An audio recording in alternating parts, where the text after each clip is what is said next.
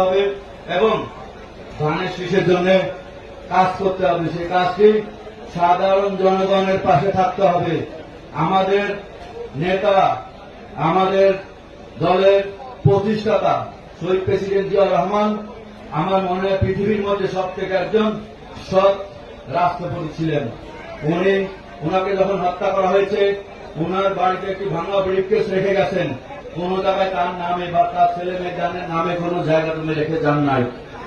এবং বেগম খালেদা জিয়া একইভাবে যতবার উনি ক্ষমতায় আসছেন সব সময় বাংলাদেশের স্বাধীনতা সার্বভৌমত্ব রক্ষা করে আমাদের দেশে সততার সাথে দেশ পরিচালনা দিয়েছেন।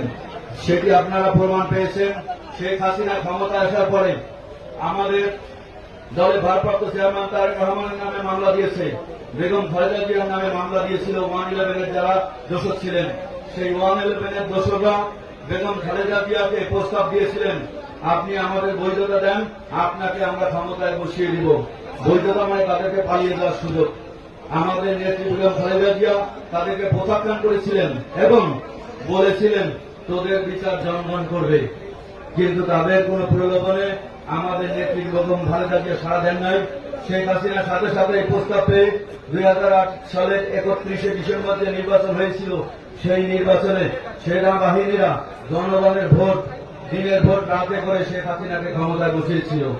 সেই হাসিনা ক্ষমতায় আসার পরে আপনারা 14 সাল দেখেছেন, 18 সাল দেখেছেন, 2024 সাল দেখেছেন। ভোট দিনের ভোট রাতে হয়েছে, নইলে ভোট কেন্দ্র দখল করে তারা ভোট নিয়েছেন।